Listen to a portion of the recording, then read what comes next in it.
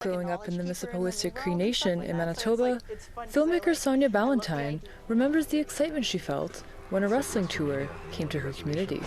When I was a little girl, I encountered the Death Tour on one of its summer tours. So when I was about 5 or 6, I met the wrestler Adam Copeland, who wrestles as Edge.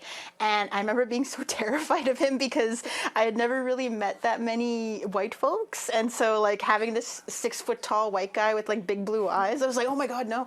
And so it was really cool because it was the first time I had ever met like a wrestler, and wrestling. Decades later, Ballantyne's first feature-length film is a documentary on the same tour that got her hooked.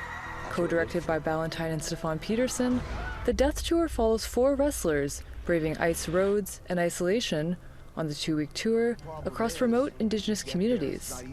Wrestling promoter Tony Condello founded the Death Tour in the 1980s. Chris Jericho, the film's executive producer, is among the many wrestling legends who got their start on the tour. A lot of the issues we talk about in the film specifically look at like how the communities live and how Tony's tour is often the only non-community organized event that comes up there. Sage Morin is a wrestler from the Saddle Lake Cree Nation and Alberta. Morin turned to the sport on her healing journey after her 2-year-old son Gio was tragically killed by a drunk driver in 2013. In the ring, she goes by the matriarch. I wanted to have a lot of kids, and I ended up being a wrestler instead. And as Indigenous people, the strongest in our societies is without a doubt the matriarch. And I right away knew that I wanted to emulate, not just be a wrestler who was Indigenous, but I wanted to be an Indigenous wrestler and have my identity right there at the forefront.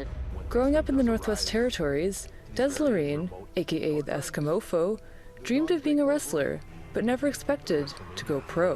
In 2019, he founded Totally Arctic Wrestling to bring the sport to the north. So we were really remote. Wrestling had only come to our community one time, and it was fly in, and so it wasn't going to come back.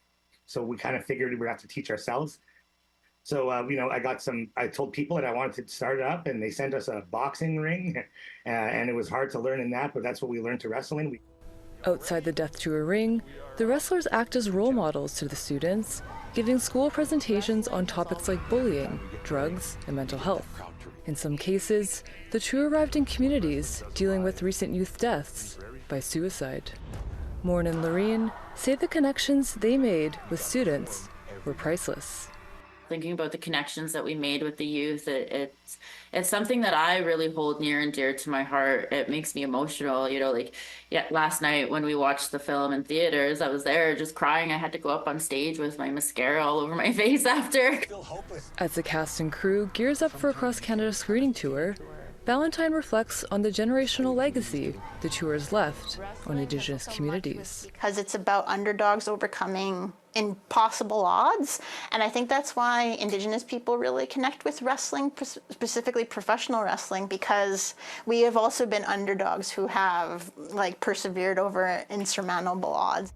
The Death Tour will premiere in Winnipeg on Friday at the Dave Barber Cinematheque and hits theaters across Canada throughout August. Sierra Bettens, APTN National News, Winnipeg.